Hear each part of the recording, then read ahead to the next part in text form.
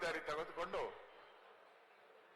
ನಾನು ಈ ಕಾರ್ಯಕ್ರಮವನ್ನ ಮಾಡ್ತೀನಿ ಅನ್ನೋ ಭರವಸೆಯನ್ನ ಕೊಟ್ಟ ಮೇಲೆ ಬೆಂಗಳೂರಲ್ಲೂ ನಾವು ಮಾಡಿದ್ರಿ. ಏನು ಪುಸ್ತಕದ ಮಾರಾಟ ಸಂತೆ ಇತ್ತು, ಅದು ಆಕ್ಚುಲಿ 3 ದಿನ ಇದ್ದಿದ್ದು. ಸುಮಾರು 4 ಕೋಟಿಗೂ ಹೆಚ್ಚು ಪುಸ್ತಕ ಮಾರಾಟ ಆಯ್ತು. ಅದನ್ನು 6 ದಿನ ಜಾಸ್ತಿ ಮಾಡಿದ್ರಿ ನಾವು. ಅಂದ್ರೆ ಪ್ರಯತ್ನ ಮಾಡಿದ್ರೆ ಕನ್ನಡತನವನ್ನ ಇನ್ನಷ್ಟು ಗಟ್ಟಿಯಾಗಿ ಕರ್ನಾಟಕದಲ್ಲಿ ಉಳಿಸುವಂತ ಪ್ರಯತ್ನಗಳನ್ನ ನಾವು ಮಾಡಬಹುದು. ಮನಸ್ಸು ಮಾಡ್ಬೇಕಷ್ಟೇ.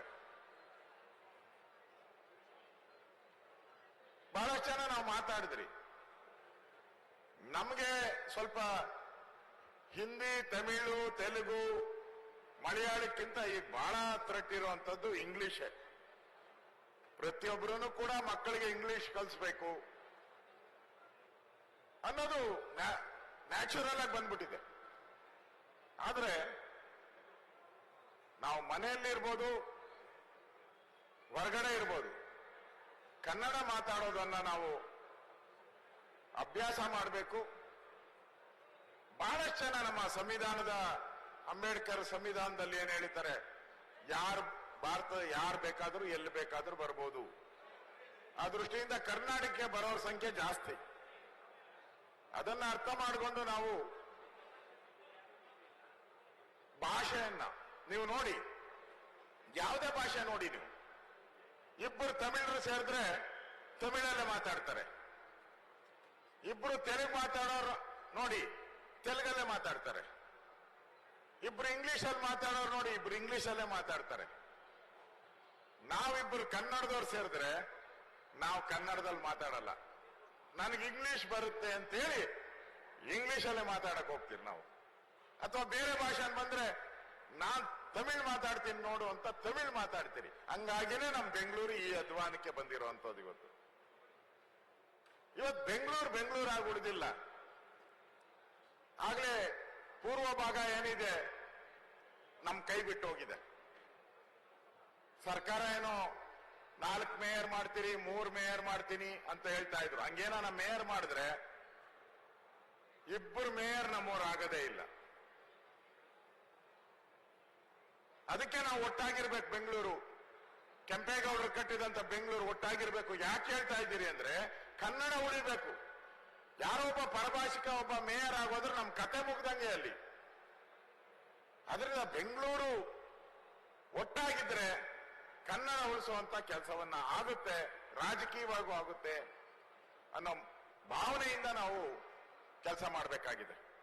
ನಾನು ಕೂಡ ಸನ್ಮಾನ್ಯ ಮಹೇಶ್ ಜೋಶಿ ಅವರು ಹೇಳಿದಂಗೆ ಡಾಕ್ಟರ್ ರಾಜ್ಕುಮಾರ್ ಅವರ ಗೋಕಾಕ್ ಚಳವಳಿಯಲ್ಲಿ ನಾನು ಕೂಡ ಹೋರಾಟದಲ್ಲಿ ಪಾಲ್ಗೊಂಡಿದ್ದೆ. ನ್ಯಾಷನಲ್ ಕಾಲೇಜ್, ನಾನು ಅವಾಗ PUC ವಿಪುರಂ ಕಾಲೇಜಲ್ಲಿ ಓದ್ತಾ ಇದ್ದೆ.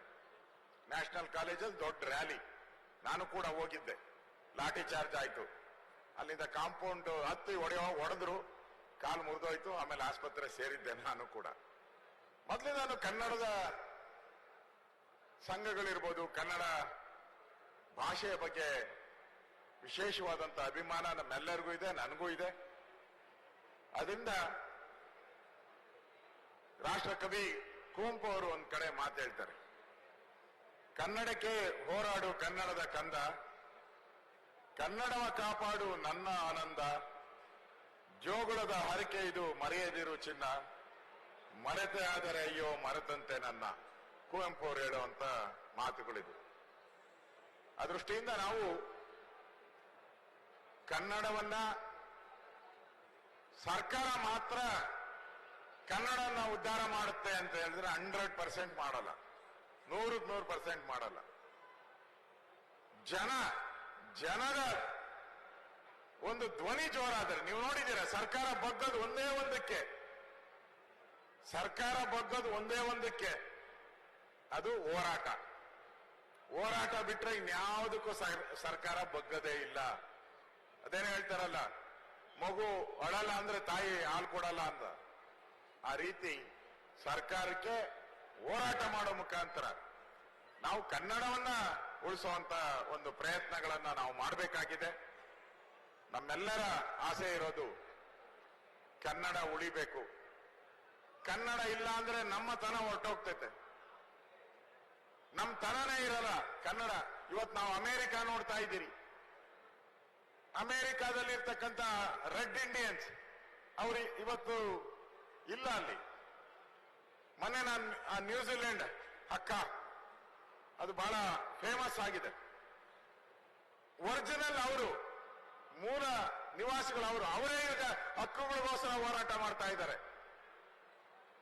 ಯಾರು ನ್ಯೂಜಿಲೆಂಡ್ ಅಲ್ಲಿ ಮೂಲ ನಿವಾಸಿಗಳಿದ್ರು ಅವ್ರ ಹಕ್ಕುಗಳಿಗೋಸ್ಕರ ಹೋರಾಟ ಮಾಡ್ತಾರೆ. ಹಂಗೆ ನಾವು ಕನ್ನಡಕ್ಕೋಸ್ಕರ ಹೋರಾಟ ಮಾಡುವಂತ ಸ್ಥಿತಿ ಕರ್ನಾಟಕದಲ್ಲಿ ಬರಬಾರದು ಅಂದ್ರೆ ನಮ್ಮ ಹೋರಾಟ, ಆ ಚಳವಳಿ, ಹಿಂದೆ ವಾಟಾಳ್ ನಾಗರಾಜ್ ಇದ್ರು, ಪ್ರತಿಯೊಂದಕ್ಕೂ ಹೋರಾಟ ಮಾಡ್ತಾ ಇದ್ರು.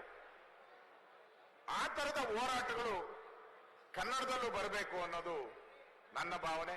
ನಾವೆಲ್ಲರೂ ಕೂಡ ಕನ್ನಡ ಸಮ್ಮೇಳನ ಮಾಡ್ತೀರಿ ನಾವು, ಅದೊಂದು ಯಾಂತ್ರಿಕ ಸಮ್ಮೇಳನ ಆಗಬಾರ್ದು, ಮೆಕ್ಯಾನಿಕಲ್ ಆಗಬಾರ್ದು. ಅದು ಹುರುಪು ಇರಬೇಕು, ಸ್ಫೂರ್ತಿ ಇರಬೇಕು. ಆ ರೀತಿಯ ಕನ್ನಡ ಸಮ್ಮೇಳನಗಳನ್ನ ಇನ್ನೂ ಹೆಚ್ಚಾಗಿ ನಾವು ಮಾಡೋಣ. ನಾನಿಲ್ಲಿ ಬಂದಿರೋದು ಒಬ್ಬ ವಿರೋಧ ಪಕ್ಷದ ನಾಯಕ ಅಂತ ನಾನೇನು ಬಂದಿಲ್ಲ. ಇಲ್ಲಿ ಒಬ್ಬ ಕನ್ನಡಿಗನಾಗಿ ನಾನು ಬಂದಿದ್ದೀನಿ. ಇಲ್ಲಿ ಒಬ್ಬ ಕನ್ನಡಿಗನಾಗಿ ನಾನು ಇಲ್ಲಿ ಬಂದು ನಿಂತಿದ್ದೀನಿ ಅಷ್ಟೇ. ನಮ್ ಕನ್ನಡ ಇಲ್ಲ ಅಂದ್ರೆ ನಮ್ ತನ ಉಳಿಯೋದೇ ಇಲ್ಲ. ನಮ್ಗೆ ಆ ಕನ್ನಡ ತನ ಉಳಿಬೇಕು. ನಮ್ಮ ಉಸಿರು ಇರುವವರೆಗೂ ಆ ಕನ್ನಡ ತನ, ಹೇಗೆ ನಾವು ದೇವರ ಹೆಸರು ಹೇಳ್ತೀರಿ, ನಾವು ದೇವರನ್ನ ನಾವು ಪೂಜೆ ಮಾಡ್ತೀರಿ, ಪೂಜೆ ಮಾಡೋದನ್ನ ಮಕ್ಕಳು ಕಲಿಸ್ತೀವಿ ನಾವು, ಆ ಮಕ್ಕಳು ಅವ್ರ ಮಕ್ಕಳಿಗೆ ಕಲಿಸ್ತಾರೆ. ಹಾಗೆ ಕನ್ನಡನೂ ಕೂಡ ನಾವು ನಮ್ಮ ಮಕ್ಕಳಿಗೆ ನಾವು ಹೇಳ್ಕೊಡ್ತೀರಿ. ಅವರು ಅಮ್ಮ ಅಪ್ಪ ಅಂದ್ರೂ ಬೇಡ, ಸ್ವಲ್ಪ ಲೆವೆಲ್ ಆಗಿರು ನೀನು, ಪಬ್ಲಿಕ್ ಮುಂದೆ ನೀನು ನನ್ನ ಅಮ್ಮ ಅಪ್ಪ ತಾತ ಒಂಥರ ಬೇಜಾರು ನಮ್ಗೆಲ್ಲರಿಗೂ. ಅದಕ್ಕೆ ಮಮ್ಮಿ ಏನು ಡ್ಯಾಡಿ ಏನು ಲೆವೆಲ್ ರೈಸ್ ಮಾಡ್ಕೊಳಕ್ಕೆ, ಆ ಲೆವೆಲ್ ರೈಸ್ ಮಾಡಕ್ ಹೋದ್ರೆ ನಿಮ್ ಲೆವೆಲ್ ಹೊಟ್ಟೋಗಿರ್ತೈತೆ. ನಮ್ಮ ಮನೆಗೆ ಇವತ್ತೂ ಕೂಡ ನಾನು ಕನ್ನಡದಲ್ಲೇ ಸಹಿ ಮಾಡಿದ್ದೀನಿ. ಇದುವರೆಗೂ ಕನ್ನಡ ಬಿಟ್ಟು ನಾನು ಬೇರೆ ಸಹಿ ಕನ್ನಡದಲ್ಲೇ ಸಹಿ ಮಾಡ್ತೀನಿ. ನಾನು ವಿಧಾನಸೌಧದಲ್ಲಿ ಎಲ್ಲ ಕನ್ನಡದಲ್ಲೇ ಸೈನ್ ಹಾಕಿದ್ದೀನಿ. ಕನ್ನಡದಲ್ಲೇ ಸೈನ್ ಹಾಕಿದ್ದೀನಿ. ನಮ್ಮ ಮನೆಯಲ್ಲಿ ನನ್ನ ಮಕ್ಕಳು ಬೇರೆ ಬೇರೆ ದೇಶಕ್ಕೆ ಹೋಗಿ ವಿದ್ಯಾಭ್ಯಾಸ ಮಾಡಿದ್ದಾರೆ. ಇವತ್ತು ನನ್ನನ್ನು ಕರೆಯೋದು ಅಪ್ಪಾಜಿ ಅಂತಾನೆ ಕರೀತಾರೆ, ಅಪ್ಪ ಅಂತಾನೆ ಕರೀತಾರೆ, ತಾಯಿನ ಅಮ್ಮ ಅಂತಾನೆ ಕರೀತಾರೆ. ಅವ್ರಿಗೆ ಮಕ್ಕಳಾಗಿದೆ, ಅವ್ರಿಗೂ ಹೇಳಿದ್ದೀನಿ ನಾನು, ನೀನ್ ಡ್ಯಾಡಿ ಮಮ್ಮಿ ಅಂತ ಹೇಳ್ಬಾರ್ದು ಅಂತ. ಅವ್ರಿಗೂ ಅಮ್ಮ ಅಪ್ಪ ಅಂತಾನೆ ಹೇಳ್ಬೇಕು ಅಂತ ನನ್ನ ಮಕ್ಕಳಿಗೂ ಹೇಳಿದ್ದೀನಿ. ಹಾಗೆ ಪ್ರತಿಯೊಬ್ಬರೂ ಕೂಡ ನಮ್ಮ ಮಕ್ಕಳಿಗೆ, ನಮ್ಮ ಮರಿ ಮಕ್ಕಳಿಗೆ ಎಲ್ಲರಿಗೂ ಈ ಭಾಷೆಯ ಸೊಗಡನ್ನ ನಾವು ಕಲಿಸಿಲ್ಲ ಅಂದ್ರೆ ಕನ್ನಡ ನಮ್ಮಿಂದ ಕೈ ಜಾರು ಹೋಗಿ ಕನ್ನಡಕ್ಕೋಸ್ಕರ ಹೋರಾಟ ಮಾಡೋ ಭಿಕ್ಷೆ ಬೇಡುವಂತ ಸ್ಥಿತಿ ನಮಗೆ ಯಾವತ್ತೂ ಬರಬಾರದು. ಅದಕ್ಕೋಸ್ಕರ ನಾನು ಮಹೇಶ್ ಜೋಶಿ ಅವರಿಗೆ ಅಭಿನಂದನೆ ಸಲ್ಲಿಸ್ತೀನಿ. ನಮ್ಮ ಚೆಲುವರಾಯ ಸ್ವಾಮಿ ಅವರಿದ್ದಾರೆ, ಸಮ್ಮೇಳನದ ಎಲ್ಲ ಉಸ್ತುವಾರಿಯನ್ನ ಮಾಡ್ತಾ ಇದ್ದಾರೆ. ಸೊ ನಾನೆಲ್ಲರಿಗೂ ಇಷ್ಟೊಂದು ಒಳ್ಳೆಯ ರೀತಿಯಾದಂತ ಒಂದು ಸಮ್ಮೇಳನವನ್ನ ನಡೆಸಿದ್ದಾರೆ. ರಾಜಕಾರಣ ಎರಡನೇದು, ಕನ್ನಡ ಉಳಿದರೆ ಎಲ್ಲ ಉಳಿಸ್ತದೆ ನಮ್ಮ ಮಾತನ್ನ ಈ ಸಂದರ್ಭದಲ್ಲಿ ಹೇಳಿ, ಮತ್ತೊಮ್ಮೆ ನನಗೆ ಈ ಸಮ್ಮೇಳನದಲ್ಲಿ ಭಾಗವಹಿಸುವಂತ ಅವಕಾಶವನ್ನ ಮಾಡಿಕೊಟ್ಟಂತ ಈ ಸಾಹಿತ್ಯ ಸಮ್ಮೇಳನದ ಎಲ್ಲರಿಗೂ ವಂದಿಸಿ ನನ್ನ ಮಾತು ಮುಗಿಸ್ತಾ ಇದ್ದೀನಿ. ಧನ್ಯವಾದಗಳು.